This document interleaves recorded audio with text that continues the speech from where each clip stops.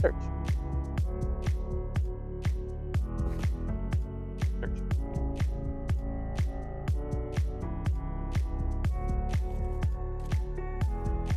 Yes. Yes. Hey guys, how's it going? Welcome to second video in a scent detection series. I've been meaning to do a little bit more frequently than I have, that's for sure. I did the first video in this series a while back. I think we were in the middle of winter when I did that one, and it's beginning of spring now, so my bad on that one. I just had a lot of video ideas coming to mind that I wanted to get working on. But anyway, we're here now. And in this video, we're going to be building right off of, or directly off of, what we did in the first video. We're going to essentially pick up where we left off from that first video. And just to recap, in that first video, what we did, or what I showed you, is how to teach a dog to indicate or sit and stare in front of a lid like this. Now, going forward, you can use the lid just fine. You can make this work. It's not that big of a deal. Especially since we're just talking for fun with pet dogs, right? This isn't about competition, and this isn't about working capacities either. So a lid would be fine because you can hide it, you can bury it, and I'm going to show you why that's important here in a bit. The one thing you can't do with a lid is you can't cut it to make it smaller. And that can be handy in a lot of instances.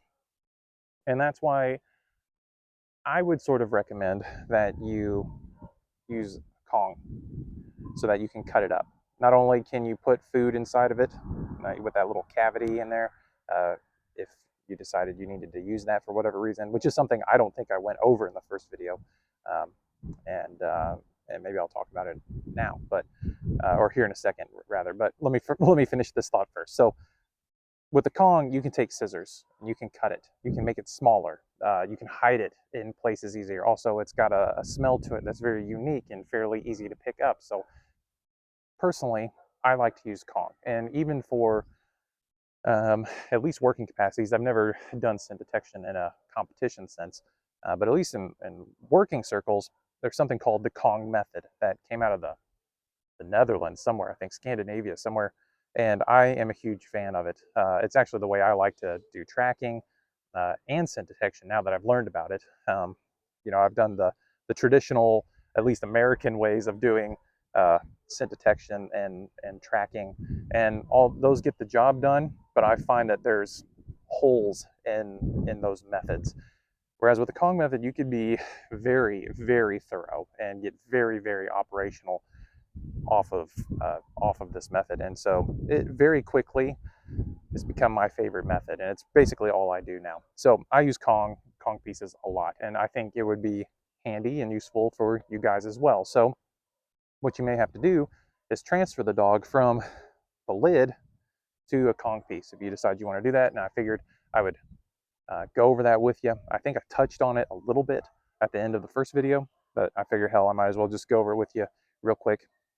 Now, to finish my second thought that I thought of in the middle of my first thought, when it comes to the lid, one of the reasons why it's a good idea to start with a lid is you can hide food inside of the lid.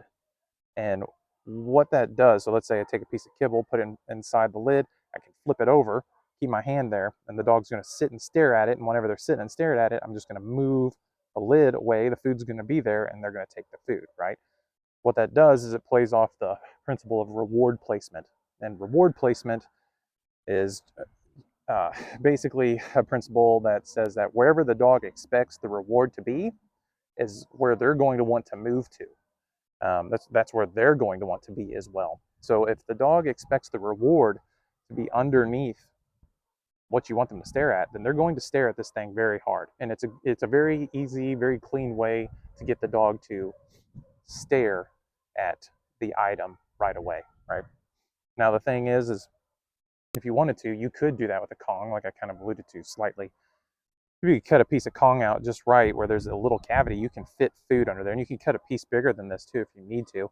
So you can use Kong right away if you want to, and you don't have to bother with a transfer. So that's something else you can do. So just to show you guys what that transfer could look like, or what that transfer process looks like, let me just show you with Nova.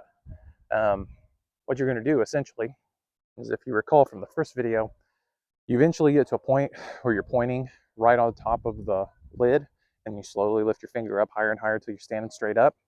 You do the same. That's where you start. That's where you start. You start with that from that point, but you're just using your other item. And the other beautiful thing about this method is that this item can be anything. So let's say you're doing tracking and you need the dog to indicate on gun shells, for example, or whatever. It can be anything. Um, then you can just teach the dog to indicate on that thing. Very recently, I transferred Baron. I'm sure some of you at least might have seen his tracking demo, and I'm using quarters. Well, he was moving a little fast for my liking, and I think it's because he could pick up on the quarters a little too easily, so I just quickly transferred him over to paper clips. And now he has to be quite a bit slower in order to find the paper clips, and it slowed his track down quite a bit. So it's just a very handy procedure to teach the dog, because then you can swap out articles as you need to either speed up a track or slow down a track, or teach them to indicate on something specific, or teach them to indicate on something that is easy for you to manage for training, like Kong. Where we left off, the dog was staring at the item, sitting and staring. When they were, you toss the reward. They go to it, get behind them, toss the reward. Don't get it, right? That's where we left off. Eventually, you switch to a high value reward item, which in her case is a ball. Right now, I'm just going to ignore her a second. Let's see if she'll move to that reward item. If she doesn't, I'll reset her. There we go. So anyway, she's learned that the key to getting the reward is to stare at the lid, right? That's everything. That's what all that means to her. Now that we got there, to transfer it, pretty straightforward. All you're going to do, get rid of the lid, grab the new item, in this case Kong, throw it on the ground, point at it, looking at it, toss the reward item, give her a piece of food, whatever. I'm going to switch to food just so I can get more reps to show you guys. Out. Okay, pointing at it. Same thing as before. Slowly raise your finger up more and more with each rep, until eventually you're standing straight up.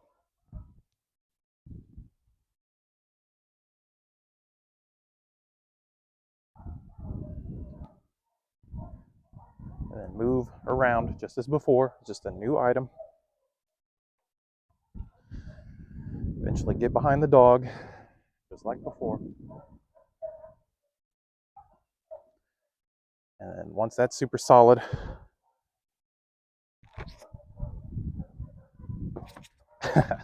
pay him with a high value reward item. Right now we're on the Kong. And she understands that indicating on the Kong works just like indicating on the lid.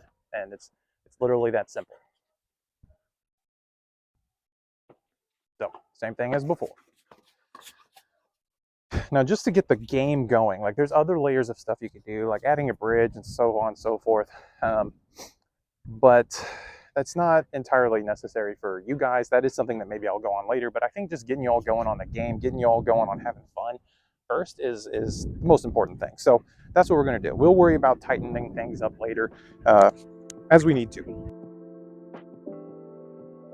So the one thing I wanted to go over is I think it'd be a good idea to teach your dog teach your dog a release marker. Now this can be handy. This is basically essential for working capacities. I'm not so sure about competition, but for working capacity, it's basically essential. And I think it'd be handy for you guys too, because you may have to get creative, or it's actually really fun to get creative with your hides, right? And there's going to be certain instances with hides where it's not going to be safe to throw a toy for your dog, right? And in a lot of instances, it's not going to be ideal to throw food at them either. Because it can get lost or fall down on things. They're not going to get their reinforcement, right? So there's a lot of things that can happen whenever we start branching out into real environments. So you need a way to safely and reliably reinforce the dog, right? And the way to do that is with a release marker. And with a release marker, you say this word, you say this sound, or it could be a clicker, it can be whatever you want, but you make this sound, and then you teach the dog this sound means the reward's with me, come and get it from me. Right? So once again, you're building on that reward placement principle, except the reward placement with your marker is always with you. So whenever the dog hears the sound, they know to move to you to get the reward. So to show you, maybe before I show you, I would go over the process of how to do it. It's not complicated, but maybe it would be easiest to just link the video that I did a while back, I think this time last year, on creating markers, creating a marker system. I think I've got a couple videos actually, but I'll pick the one that is a little bit more instructional, link it up there for you guys so you can watch that and go to the part, skip to the part about a release marker and condition that. Let me show you what that looks like in this context. So same deal, I've got the ball now. I'm going to drop the Kong piece down. She's going to indicate, but instead of throwing it to her, I'm going to say yes. She's going to come back to me and expect the reward back here. Out. Girl. Wait for her to go to it. So we're just going to reset her here. Get behind her. Yes. Wait till she's staring at it intently. Gave her the mark, the release marker, which means come back to me for the reward.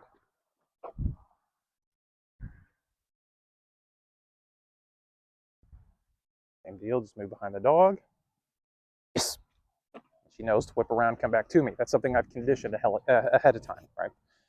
Now, that's how to do it with the toy.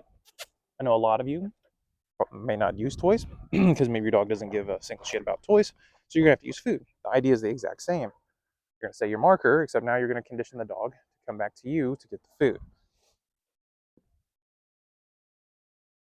Yes.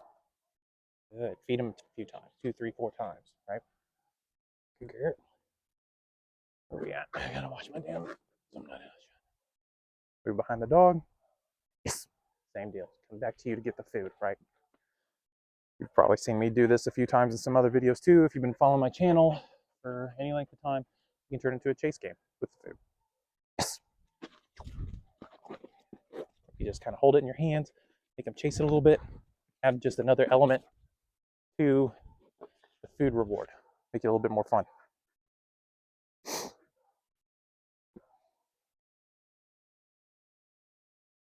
Yes.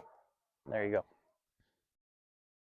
So I'd recommend you condition a release marker going forward. Adding a cue. So you want to have a signal that means search for this thing, and when you find it, indicate on it. Now the dog has so much expectation on whatever it is you taught them to indicate on. It's a pretty simple process to get them to do that. Let me just show you real quick with Nova on how to establish that cue, and then I'll do a few light demonstrations on how to hide it. Maybe I'll show you how this can evolve too. So let's go ahead and get started. So first, I'd recommend putting the dog on a leash, not already. Take the item, set it down. Now the dog's gonna want to go to it. Just kind of put your hand on the ground and say whatever it is you want to say. Search. Yes. Come back to me and reward, right? Build your routine that way.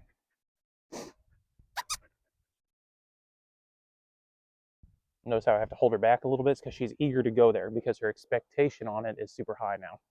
And your dog should be showing the same signs. If they enjoy this, they're going to want to move to that thing to get their reward. Search. Yes. Good girl. Right? Same deal. Do this over and over again on flat ground. Get a little bit further away from it. Search.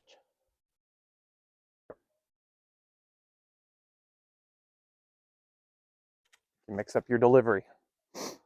And from this point forward, you probably don't want to reinforce the dog for going on their own. You're going to want to reinforce them only if they do it after you've given them the command.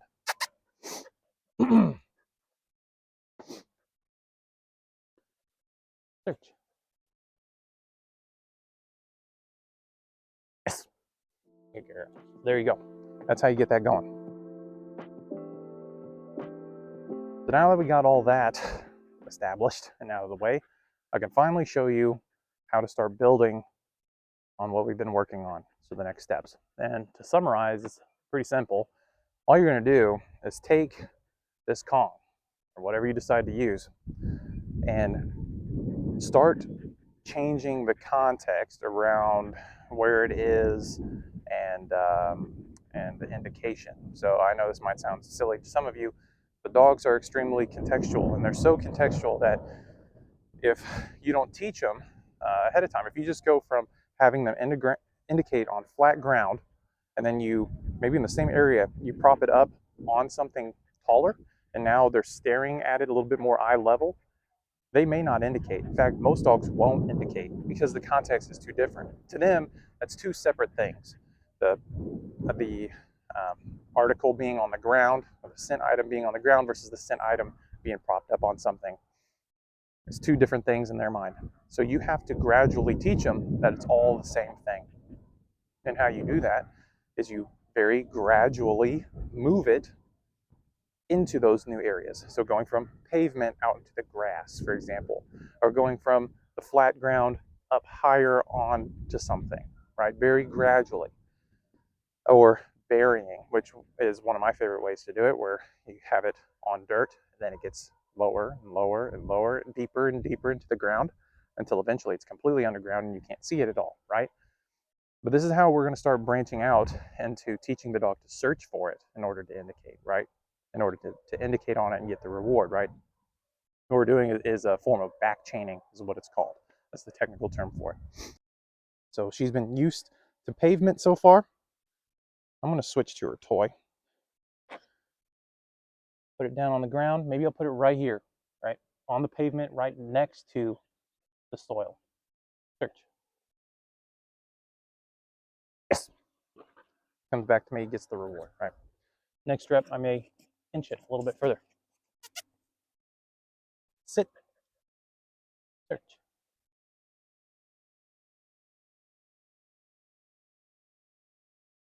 If you don't like the indication, if you felt it was a little sloppy, like I felt that was a little sloppy, don't reinforce them. Just go over there and grab it and reset. I felt that was a little sloppy. She's way past that. She should be doing better than that for sure. No, sit. Search. Yes. There you go. A little bit more pointed on the nose. A little bit more. So maybe like half in, half out. Out. Very gradual. This is what I mean by gradual. Sit. Search.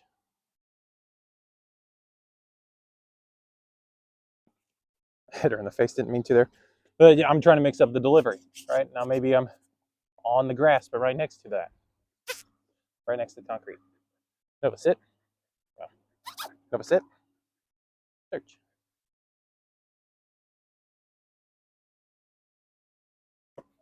There you go.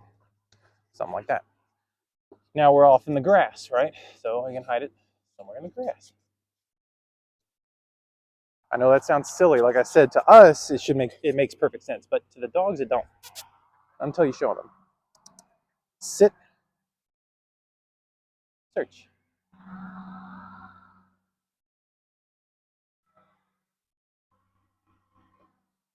Yes. There you go. I'm sure you can see how this is going to go from here on out, right? Now, since we're on dirt, let me just talk about burying. It's literally as simple as flat ground and then slightly covered, right? So something like that, very slightly. Nova, sit, search. Zero. Move it a little bit, buried a little bit more. All right, so now you also see that? Yeah, okay. A little bit buried, a little bit more buried. Out, sit, search.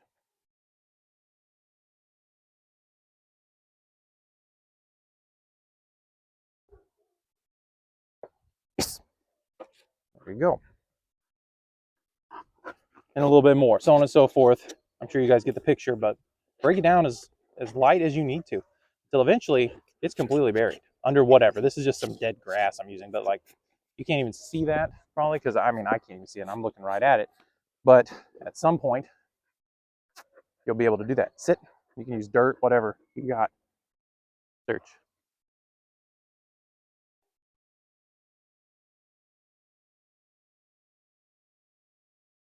But the gradual hiding of it is what also teaches them to use their nose to find it, because that in and of itself is a context.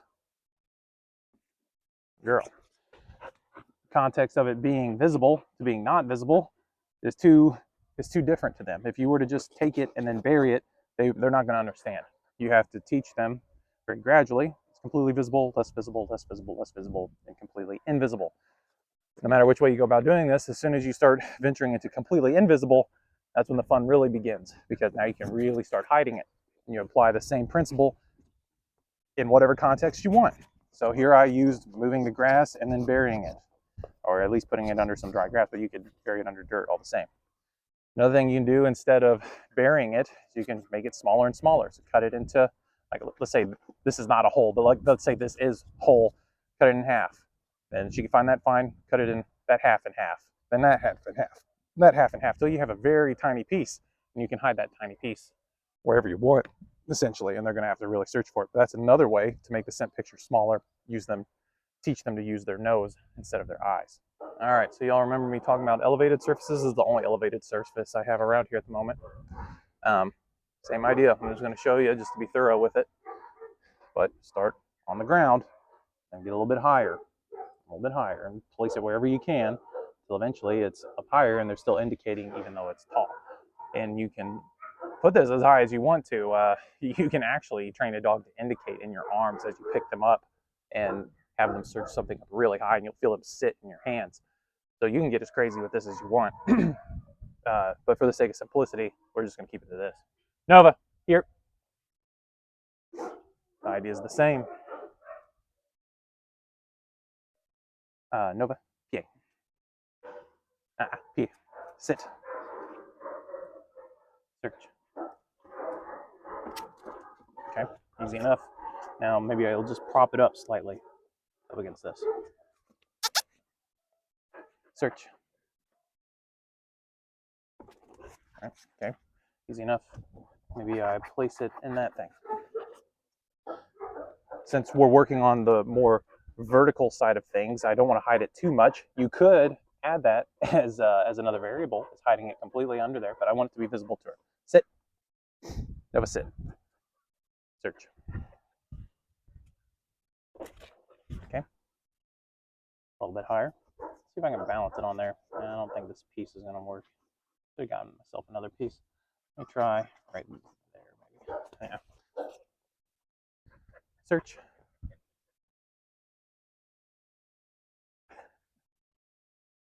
A response. She was anticipating the throw. Yes. There you go. Good girl. Okay. And now all the way on top. Search. A very sloppy indication. I'm going to let her retry that. There we go. Pointed at it. That's what made it cleaner. And then maybe I can get as crazy as I want to. I'm just going to move these bricks around. I'm going to place it all the way back there. Here. Search. See how she navigates this. Yes. There you go. So that was one of those instances I wanted to use my marker because she was staring at it. And if I were to throw the ball, the second before the ball gets there, she's going to look at the ball. She's going to get reinforced for looking at towards me instead of at the thing. So because I wanted to reinforce her for looking at this, I'm marking her with my conditioned release marker. And that conveys that to her a lot easier, or a lot cleaner, I should say. Mind messing up my shot. Okay. Let's try that again just for shits and giggles and being thorough. I just put her smack dab in the middle there. Sit. I'm sure she sees it, but whatever. Search. Yes. There you go. So there you go. And it continues. It's going up as high as you want to, or whatever, right? So just for the sake of showing you guys how you can get creative with this, I'm just going to walk around, hide this piece of Kong in different places, tell her to search for it, and show you how this all comes together. Sit. Come over here, somewhere maybe under a rock, right? Over here. Sit. the ground, same as before. Give her command. Search. Finds and indicates. Yes. Marker for water. All right, there's a simple example there. You can bury that in her however far. Search. Oh my God. Apologize for my shitty camera skills right now. I'm trying to watch her and camera at the same time. It's not really working well. Out. Search.